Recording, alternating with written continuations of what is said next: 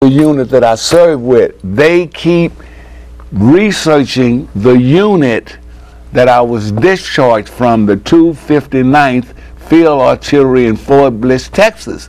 So they keep saying this claim is false because that unit never left Fort Bliss. That's where I was discharged from.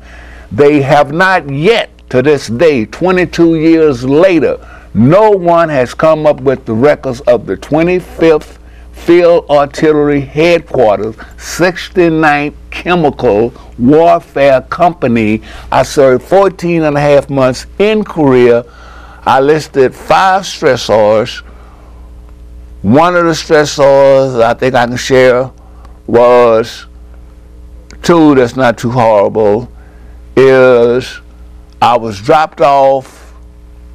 I was told one morning that I was a loudmouth because I was 15 and I was trying to be grown. So I would smoke cigarettes and drink whiskey and try to be tough and tell lies. I was a pathological liar, okay?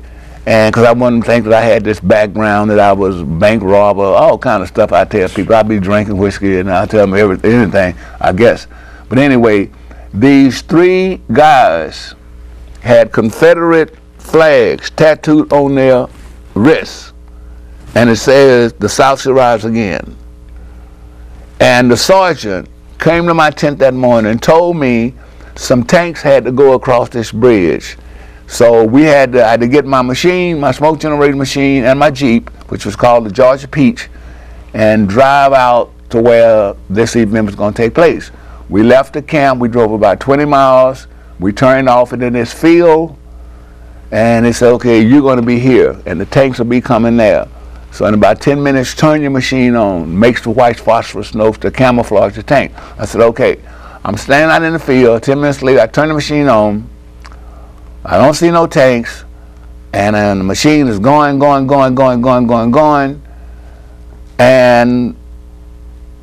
it ran out. It was sputtering, and it ran out of smoke. So I'm standing there in this field.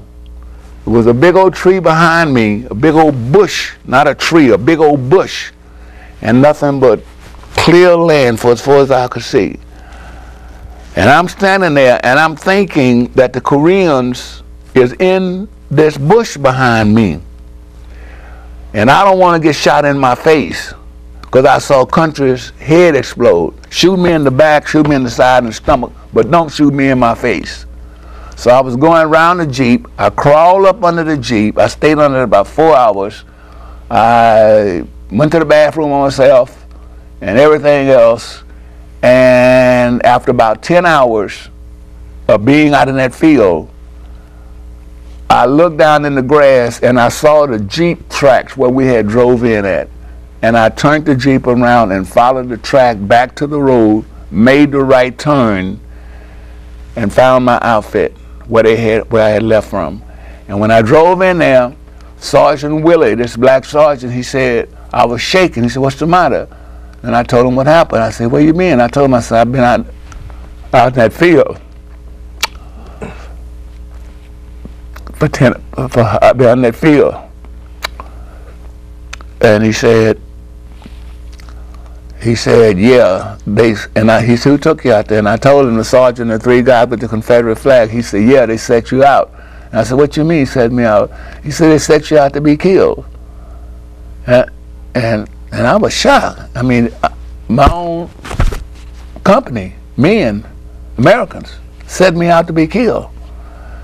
And he said, "Here, smoke this to calm you down." It was a Camel cigarette, and then the end of it was China White heroin. And I was introduced to drugs.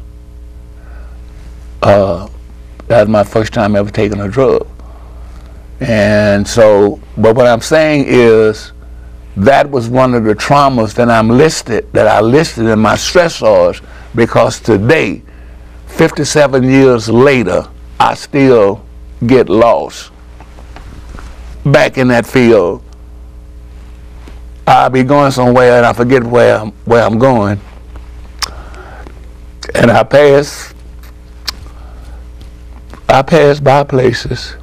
I get up out the bed in the hospital one time at the VA, And I came back and I got in somebody's bed, and the guy said, "Hey man, you're in my bed." I said, "No, it's my bed."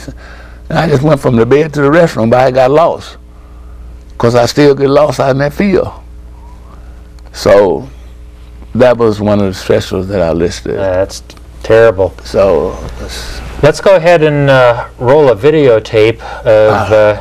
take a break here. Yeah, take a break, Man. and we'll roll a videotape of you in Washington with Congressman Charlie Rangel, you interviewing some Buffalo soldiers. could I say this before we take the break? One thing? Sure. Is that I landed in Korea when I was 15 in 1952. This is 2008. It's just the Korean War or conflict, whatever you want to call it, is called the Forgotten War. It is not forgotten. I live it every day in my head.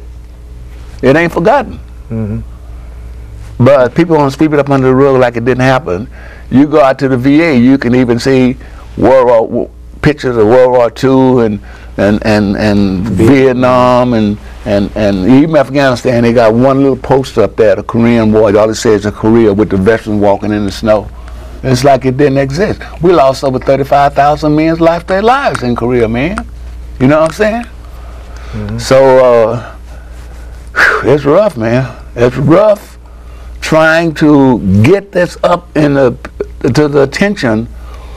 If it don't be for Congressman Rangel, Congressman Rangel is a Korean veteran. I don't need to take no break right now. I want to share. Congressman Rangel wrote this book, and I haven't had a bad day since. Congressman Charles Rangel. And he's a Korean veteran, and he talks about his experience in Korea, how the white soldiers had told the Koreans that we was monkeys and had tails, and they would ask us to pull our shirt up to show them our tails and all this stuff, man. And it was, and even though Truman signed the order to desegregate in 1948, when I got to Korea, it wasn't desegregated. We were some of the first blacks going in. We pulled in the outfits, man, and it was flags up there, all Confederate flags. You know, these Southern white boys. And they wouldn't drink out. They throw the cup away if they drank behind you. You go to the thing, get a canteen of water, and they throw it away. You know, I was 15 years old. I wasn't aware of all this stuff. My thing was, I had went to the movies. I saw Audie Murphy in this movie To Hell and Back, where he captured all these people at. And I said, I have been shooting hooky from school. I was going to go over there and capture all these people and be a hero, and my mother wasn't going to whip me for shooting hooky from school. That's what I thought I was doing. And I ended up in a mess.